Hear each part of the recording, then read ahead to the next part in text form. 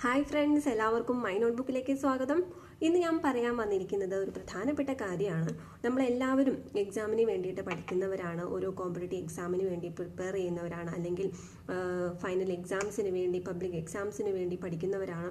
അപ്പോൾ നമ്മൾ എന്താ ചെയ്യേണ്ടതെന്ന് വെച്ചാൽ, നമുക്കിപ്പം ഒരു പഠനം നമ്മൾ സ്റ്റാർട്ട് ചെയ്ത് കഴിഞ്ഞാൽ പലർക്കും ഉണ്ടാവുന്ന ഒരു പ്രശ്നമാണ്, അത് കംപ്ലീറ്റ് ആയിട്ട് അതിൽ മോട്ടിവേറ്റഡ് ആയിട്ട് ഇരിക്കാൻ പറ്റുന്നില്ല.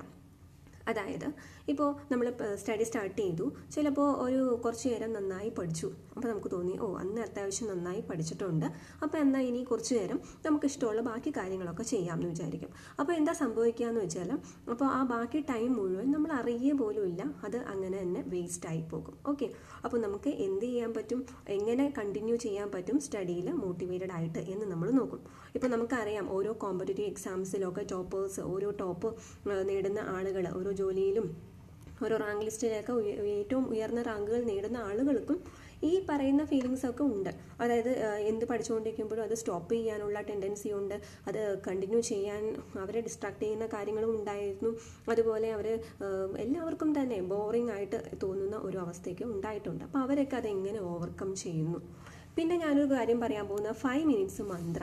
ഒരു 5 മിനിറ്റ്സ് മന്ത്ര വെച്ചിട്ട് നമുക്ക് എങ്ങനെ ഓരോ ഡെയിലി നമുക്ക് പറ്റുന്ന, നമ്മുടെ കാലിബർ എന്ന് പറയുന്നത് നമുക്ക് ഇത്ര നേരം ഒരു ഫോക്കസ്ഡ് ആയിട്ട് പഠിക്കാൻ പറ്റുമെങ്കിൽ ആ ഒരു ടൈം എങ്ങനെ ഡെയിലി നമ്മൾ ബ്രെയിനിനെ പ്രാക്ടീസ് ചെയ്തിട്ട് നമുക്ക് എങ്ങനെ ആ ഒരു ടൈം കൂട്ടാൻ പറ്റും, നമുക്ക് കോൺസെൻട്രേഷനോടുകൂടി പഠിക്കാൻ സാധിക്കുന്ന ടൈം നമുക്കെങ്ങനെ കൂട്ടാൻ പറ്റും അത് പറയുന്നു. പിന്നെ നമുക്ക് എപ്പോഴും പോസിറ്റീവ് അഫർമേഷൻസ് എന്ന് പറഞ്ഞു കഴിഞ്ഞാൽ പോസിറ്റീവ് തോട്ട്സ് ആണ്, നമ്മൾ ബ്രെയിനിന് കൊടുക്കുന്ന പോസിറ്റീവ് തോട്ട്സ് ആണ്. അപ്പോൾ അത് എന്താണ് പോസിറ്റീവ് അഫർമേഷൻസ്, അത് നമ്മളെ എങ്ങനെ ഹെൽപ്പ് ചെയ്യുന്നു. ഓക്കെ, നല്ല ഫുഡ് നമ്മൾ ആരോഗ്യമുള്ള ശരീരത്തിന് വേണമെന്നപോലെ നല്ല ചിന്തകൾ എങ്ങനെ മനസ്സിനെ സഹായിക്കുന്നു എന്ന് പറയും. പിന്നെ നമ്മുടെ ജീവിതത്തിൽ എല്ലാവർക്കും തന്നെയുള്ള 5 ഫിയേഴ്സ് ഓഫ് ലൈഫ്, ആ ഫിയേഴ്സിനെ, ആ പേടികളെ എങ്ങനെ മറികടക്കാൻ സാധിക്കും, എങ്ങനെ മറികടന്നാലാണ് നമുക്കത് സക്സസ്ഫുള്ളി, നമ്മുടെ എന്താണോ നമ്മുടെ അംബീഷൻ അത് സക്സസ്ഫുള്ളി കംപ്ലീറ്റ് ചെയ്യാൻ നമുക്ക് സാധിക്കുകയുള്ളൂ എന്ന് നമ്മൾ പറയുന്നതാണ്. പിന്നെ understand why the bad things happen to good people.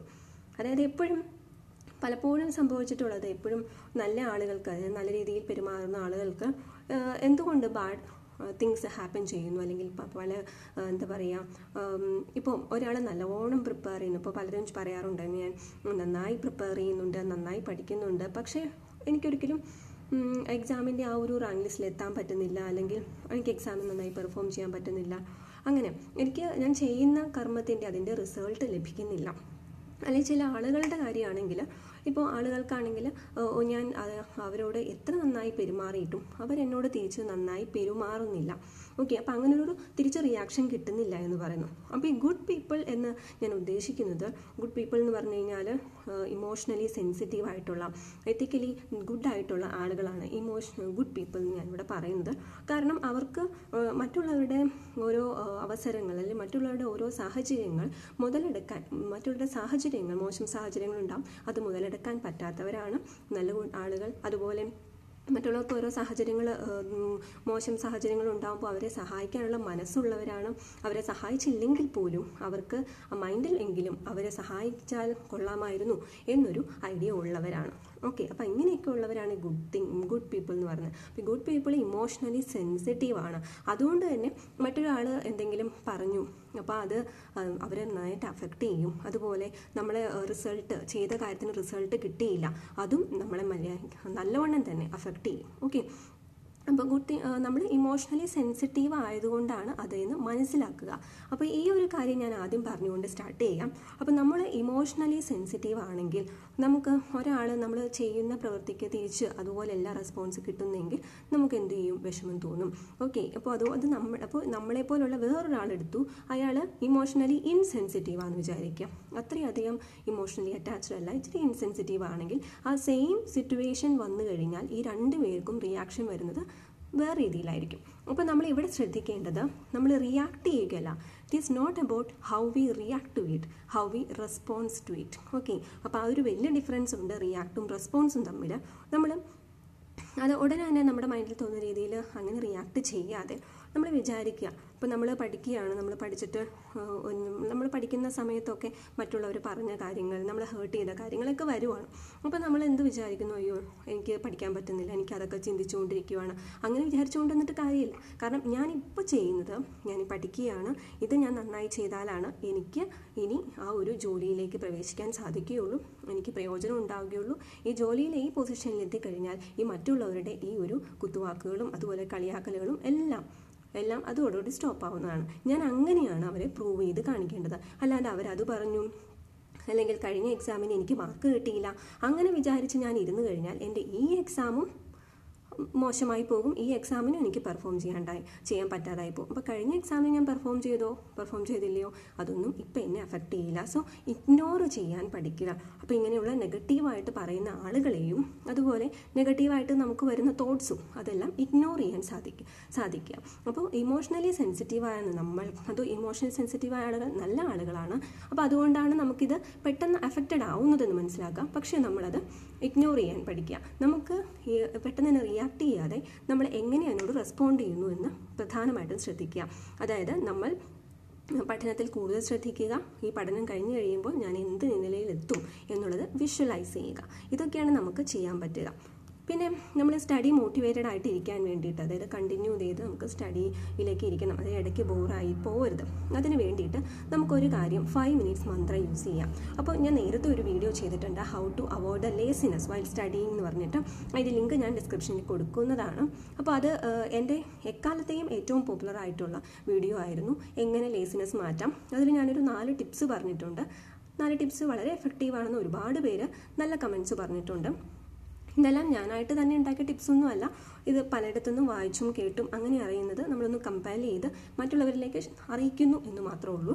അപ്പോൾ ഈ ഒരു 5 മിനിറ്റ്സ് മന്ത്ര എന്ന് പറഞ്ഞു കഴിഞ്ഞാൽ വേറെ ഒന്നുമല്ല. ഇപ്പം നമ്മളൊരു 20 മിനിറ്റ്സ് പഠിച്ചു, അത് കഴിഞ്ഞപ്പോൾ നമുക്ക് വല്ലാത്ത ആഗ്രഹം ഒന്ന് സ്റ്റോപ്പ് ചെയ്തിട്ട് എനിക്ക് വേറെ എന്തെങ്കിലും ഒരു ബ്രേക്ക് എടുക്കണം എന്ന് തോന്നും.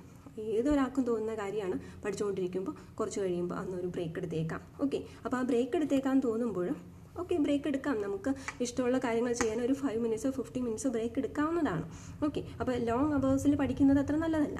പക്ഷേ നമ്മൾ എന്താ ചെയ്യേണ്ടതെന്ന് വെച്ചാൽ, ഇപ്പോൾ നമ്മൾ 20 മിനിറ്റ്സ് പഠിച്ചു, നമ്മൾ പറയുകയാണ്, നമ്മുടെ മനസ്സിനെ നമ്മൾ തന്നെ ട്രെയിൻ ചെയ്യുവാണ്. അതായത് ഞാൻ ബ്രേക്ക് എടുക്കും, പക്ഷേ ഈ വരുന്ന ഒരു 5 മിനിറ്റ് കൂടി ഞാൻ പഠിക്കും.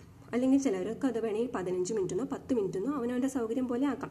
അപ്പോൾ മിനിമം ഒരു 5 മിനിറ്റെങ്കിലും, ഈ ഒരു 5 മിനിറ്റും കൂടി ഞാൻ പഠിക്കും, എന്നിട്ട് ഞാൻ ബ്രേക്ക് എടുക്കും. ഓക്കെ, അപ്പോൾ ഈ ഒരു 5 മിനിറ്റ് ഞാൻ പഠിക്കുമ്പോൾ എൻ്റെ ഫുൾ കോൺസെൻട്രേഷനോടുകൂടി ഫുൾ ഫോക്കസോടുകൂടി ഏറ്റവും കൂടുതൽ അത് എഫക്റ്റീവായിട്ടായിരിക്കും ഞാൻ ആ ഒരു ടൈം യൂസ് ചെയ്യുന്നത്.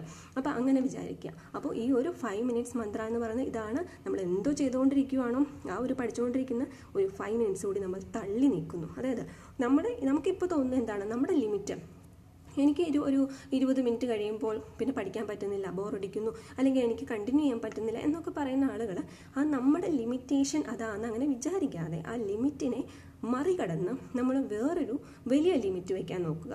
ഓക്കെ, എപ്പോഴും നമ്മുടെ ആ ലിമിറ്റ്സ് കൂട്ടി കൊണ്ടുവരാൻ നോക്കുക. അപ്പോൾ ഈ 20 മിനിറ്റ് എല്ലാ ദിവസവും പഠിക്കുന്ന ആൾക്ക് ആ 20 മിനിറ്റ് കഴിയുമ്പോൾ മടുപ്പ് തോന്നുന്ന ആൾക്ക് അടുത്ത ദിവസം 25 മിനിറ്റ് പഠിക്കാൻ അത്ര ബുദ്ധിമുട്ടുണ്ടാവില്ല. അപ്പോൾ അങ്ങനെ എക്സ്റ്റെൻഡ് ചെയ്ത് നമുക്കൊരു ബ്രേക്ക് വേണം തോന്നുമ്പോൾ ഇങ്ങനെ നോക്കുക. ആ ഒരു ടൈം എഫക്റ്റീവായിട്ട് യൂസ് ചെയ്യാൻ മാക്സിമം ട്രൈ ചെയ്യുക.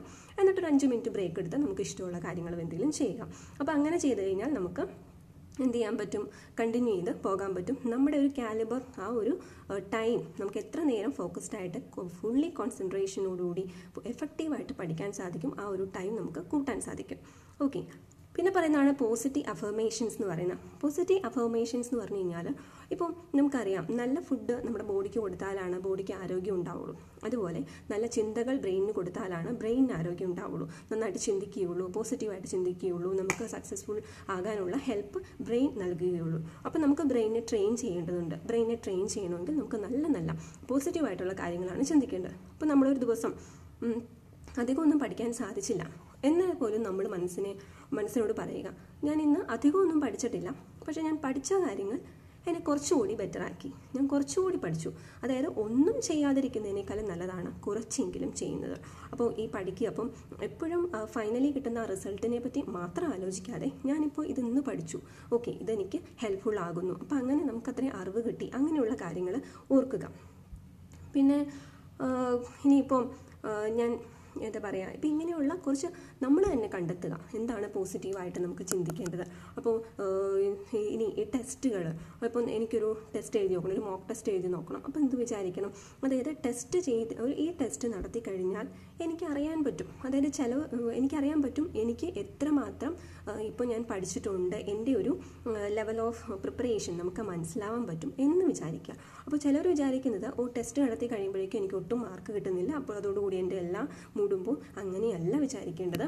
എന്താണ്, ടെസ്റ്റ് ചെയ്ത് കഴിയുമ്പോൾ, അതായത് ഇപ്പോഴത്തെ ഈ ടെസ്റ്റ് എഴുതുമ്പോൾ നമുക്ക് എന്ത് കിട്ടുന്നോ ആ റിസൾട്ട് കിട്ടുന്നോ അതിനനുസരിച്ച് നമുക്ക് അനലൈസ് ചെയ്ത് നമുക്ക് എവിടെയാണോ കുറഞ്ഞു പോയത് അത് പഠിക്കാൻ പറ്റും. അപ്പോൾ നമുക്ക് ഫൈനൽ എക്സാമിന് നമ്മുടെ ഇതുപോലെ ഈ ഒരു തെറ്റ് വരുത്താതിരിക്കാൻ നമ്മളെ ഹെൽപ്പ് ചെയ്യും. അപ്പോൾ അങ്ങനെയുള്ള കാര്യങ്ങൾ എല്ലാം ഇങ്ങനെ പോസിറ്റീവ് ആക്കുക. ഓക്കെ, അപ്പോൾ ടെസ്റ്റ് എഴുതിയത് കൊണ്ട് എൻ്റെ ഉള്ള മൂഡ് പോവും അങ്ങനെയല്ല വിചാരിക്കേണ്ടത്. ടെസ്റ്റ് എഴുതിയത് കൊണ്ട് ഇപ്പോഴത്തെ എൻ്റെ എബിലിറ്റി എനിക്ക് മനസ്സിലാക്കാൻ സാധിക്കും ആൻഡ് ഇമ്പ്രൂവ് ചെയ്യാൻ സാധിക്കും എന്നുള്ള കാര്യം പ്രധാനമായിട്ട് ഓർക്കുക. പിന്നെ നമുക്ക് എപ്പോഴും ഈ എല്ലാ ഫിയേഴ്സിനും ഇങ്ങനൊരു വീഡിയോ കാണുന്നതിനും അല്ലെങ്കിൽ എങ്ങനെ പഠിക്കണം, എങ്ങനെ ടൈം ടേബിൾ ഉണ്ടാക്കണം, അങ്ങനെയൊക്കെ വീഡിയോ ഒക്കെ എല്ലാവരും കാണുന്നതിനും ഒക്കെ പ്രധാനമായിട്ടും കാരണം നമ്മുടെ ലൈഫിൽ തന്നെയുള്ള 5 ഫിയേഴ്സാണ്. 5 ഫിയേഴ്സ് എന്ന് പറഞ്ഞാൽ 5 പേടികളാണ് നമുക്കുള്ളത്. അതായത് ഒന്ന് ലാക്ക് ഓഫ് അംബീഷനാണ്, അതായത് നമുക്കൊരു എയിം ഇല്ലാതിരിക്കുക, ഒരു അംബീഷൻ ഇല്ലാതിരിക്കുക. ഇപ്പം പലരും ഒരു എക്സാമിന് വേണ്ടി പ്രിപ്പയർ ചെയ്യുന്നത്, അല്ലെങ്കിൽ ചിലപ്പോൾ ഒരു എന്തെങ്കിലും ഒരു കോഴ്സ് ചെയ്യുന്നത്, അങ്ങനെയുള്ള കാര്യങ്ങളൊക്കെ ചെയ്യുന്നത് പലപ്പോഴും റിലേറ്റീവ്സ് പറയുന്നതുകൊണ്ടോ ഫ്രണ്ട്സ് പറയുന്നതുകൊണ്ടോ അല്ലെങ്കിൽ പേരൻസ് പറയുന്നതുകൊണ്ടോ അങ്ങനെയൊക്കെ ഓരോ റീസൺ കൊണ്ടായിരിക്കും. അപ്പോൾ നമുക്ക് അത് തന്നെ അറിയണ്ടാവില്ല, നമുക്ക് ഇതാണോ വേണ്ടത്, ഈ ഒരു ജോലി കിട്ടാനാണോ ഞാൻ ശ്രമിക്കേണ്ടത്, അല്ലെങ്കിൽ ഈ ഒരു കോഴ്സ് പഠിക്കാനാണോ, അല്ലെങ്കിൽ ഈ ഒരു കോഴ്സ് പഠിച്ച് അതിൻ്റെ ജോലി നേടാനാണോ എൻ്റെ അംബീഷൻ, അതാരും ചിന്തിക്കുന്നില്ല. അപ്പോൾ സ്വന്തമായിട്ട് ഒരു ഇൻട്രസ്റ്റ് ഇല്ലാതിരിക്കുമ്പോൾ, സ്വന്തമായിട്ട് അംബീഷൻ വരാതിരിക്കുമ്പോൾ എന്താ സംഭവിക്കുകയെന്ന് വെച്ച് കഴിഞ്ഞാൽ നമ്മൾ എപ്പോഴും ഓരോ പഠിക്കാനുള്ള കാര്യങ്ങളായാലും ചെയ്യാനുള്ള കാര്യങ്ങളായാലും നമ്മളിങ്ങനെ പ്രോക്രാസ്റ്റിനേറ്റ് ചെയ്ത് നമ്മൾ പിന്നത്തേക്ക് വെക്കും. അങ്ങനെ പിന്നത്തേക്ക് വെച്ച് അത് നമ്മുടെ ഒരു ഹാബിറ്റായി മാറും. അപ്പോൾ നമ്മൾ എന്ത് കാര്യം ചെയ്താലും അത് പിന്നത്തേക്ക് വെക്കും. അങ്ങനെ നമുക്കൊരു നെഗറ്റീവ്ലി അഫക്റ്റ് ചെയ്യും. അപ്പോൾ എപ്പോഴും നമ്മുടെ അംബീഷൻ അനുസരിച്ച് നമ്മൾ എന്താണ് ആഗ്രഹിക്കുന്നത് അതിനനുസരിച്ച് ചെയ്യാൻ ശ്രമിക്കുക. അതെല്ലാവരും പറയുന്നതാണ്.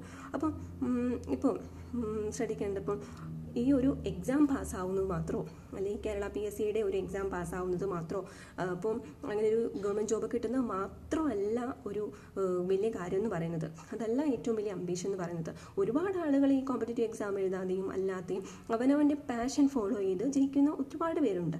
അപ്പം അങ്ങനെയൊന്നും ഈ ഒരു എക്സാം കിട്ടുന്നതാണ് ഏറ്റവും വലിയ കാര്യം എന്നൊന്നുമല്ല. നമ്മുടെ ഇഷ്ടം, നമ്മുടെ അഭിരുചി അതിനനുസരിച്ച് നമ്മൾ തീരുമാനിക്കുക. അല്ലെങ്കിൽ ആ ഒരു കാര്യത്തിൽ നമുക്ക് എപ്പോഴും ഒരു ഫിയർ ഉണ്ടായിരിക്കും, എനിക്കതിൽ ആഗ്രഹമില്ല, പിന്നെ എന്തിനാണ് ഞാനത് ചെയ്യുന്നതെന്നുള്ളത്. അതുകൊണ്ട് നമുക്കത് ചെയ്യാനുള്ള ഉത്സാഹവും ഉണ്ടാവില്ല. പിന്നെ ഒരു കാര്യമാണ് ലാക്ക് ഓഫ് റിജക്ഷൻ.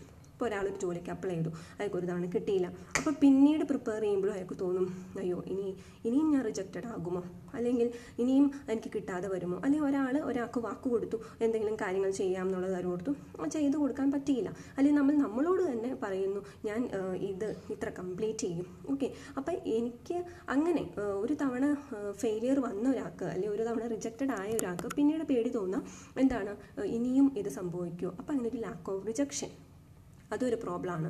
പക്ഷെ അങ്ങനെ വിചാരിച്ചിട്ട് കാര്യമില്ല. നമ്മൾ നേരത്തെ കാര്യം പാസ്റ്റ് നോക്കാതെ നമ്മൾ പിന്നെ പോസിറ്റീവായിട്ട് ചിന്തിച്ച് പുതിയതായിട്ട് നോക്കുക. ഇനി അടുത്ത നോളജ്, ലാക്ക് ഓഫ് നോളജ്. പലർക്കും തോന്നുന്ന ഒരു കാര്യമാണ്, ദൈവമേ ഞാനിപ്പോൾ PSC പഠിക്കാൻ തുടങ്ങിയിട്ടുള്ളൂ, എനിക്ക് ഒന്നും തന്നെ അറിയില്ല. പലർക്കും നേരത്തെ 5 വർഷം 6 വർഷമായിട്ട് പ്രിപ്പയർ ചെയ്യുന്നവർക്ക് എന്തോരം അറിയാം. അപ്പം അങ്ങനെ എനിക്ക് ലാക്ക് ഓഫ് നോളജാണ്, അങ്ങനെ ഒരു കാര്യം ഓർക്കേണ്ട കാര്യമില്ല. കാരണം നമ്മൾ ഇപ്പോൾ തുടങ്ങാം, നമുക്കറിയില്ല, ആയിക്കോട്ടെ, നമുക്കറിയില്ല. പക്ഷേ നമ്മളിപ്പോൾ പഠിക്കുക, ഇപ്പോൾ നമ്മൾ എന്തോരം പഠിക്കുന്നോ അത്രയും പഠിക്കുക. ഓക്കെ, അപ്പോൾ കുറച്ചെങ്കിലും നോളജ് നമ്മൾ ഉണ്ടാക്കിയെടുക്കാൻ നോക്കുക. അല്ലാതെ എനിക്കറിയില്ല എന്ന് കരുതി വിചാരിച്ചുകൊണ്ടിരുന്നു കഴിഞ്ഞാൽ അത് അവസാനം വരെ അങ്ങനെ തന്നെയായിരിക്കും. ഓക്കെ, അപ്പോൾ ലാക്ക് ഓഫ് നോളജ് ആണ് എന്ന് നമുക്ക് ഉറപ്പുണ്ടെങ്കിൽ നോളജ് ഉണ്ടാക്കാൻ വേണ്ടി ശ്രമിക്കുക. അതാണ് വേണ്ടത്. അല്ലാതെ അതിനെപ്പറ്റി പറഞ്ഞുകൊണ്ടിരിക്കുകയോ ചിന്തിച്ചുകൊണ്ടിരിക്കുകയോ ചെയ്യുകയല്ല വേണ്ടത്. പിന്നെ അടുത്തത് സെൽഫ് എസ്റ്റീം. സെൽഫ് എസ്റ്റീം നമുക്ക് സ്വയം തന്നെ തോന്നുന്ന ഒരു വിശ്വാസം, അല്ലെങ്കിൽ സ്വയം തന്നെ നമ്മളെപ്പറ്റി ഒരു അഭിമാനം എന്നാണ് പറയുന്നത്. അപ്പോൾ ഈ ഒരു ഇതെന്ന് പറഞ്ഞു കഴിഞ്ഞാൽ ഇപ്പോൾ മറ്റുള്ളവർ നമ്മളെപ്പറ്റി അപ്രീഷിയേറ്റ് ആണ്, you did A good job അങ്ങനെ പറയുവാണ്. നമ്മൾ ചെയ്തൊരു കാര്യം അപ്രീഷിയേറ്റ് ചെയ്യുന്നു. നമ്മൾ ചെയ്ത കാര്യം അപ്രീഷിയേറ്റ് ചെയ്യാത്ത ആളുകളുണ്ട്, നമ്മുടെ ചുറ്റുള്ള ഫാമിലി മെമ്പേഴ്സോ ഫ്രണ്ട്സോ ആയിക്കോട്ടെ. അപ്പോൾ നമ്മൾ എന്ത് കാര്യം ചെയ്താലും നമ്മൾ അപ്രീഷിയേറ്റ് ചെയ്യാതെ വരുമ്പോൾ നമുക്കൊരു ബൂസ്റ്റിംഗ് കിട്ടില്ല. അപ്പോൾ നമ്മളെ അപ്രീഷിയേറ്റ് ചെയ്യാത്ത ആളുകളെ, നമ്മളെ അപ്രീഷിയേറ്റ് ചെയ്യാത്ത കാര്യങ്ങളെയൊക്കെ അവരെയൊക്കെ അവോയ്ഡ് ചെയ്യുക. കാരണം അത് നമ്മളെ വെറുതെ ഇടിച്ചു താഴ്ത്താൻ വേണ്ടി മാത്രം, നമ്മളെ സ്വയം ഇടിച്ചു താഴ്ത്താൻ വേണ്ടി മാത്രമേ ഉപയോഗിക്കുകയുള്ളൂ.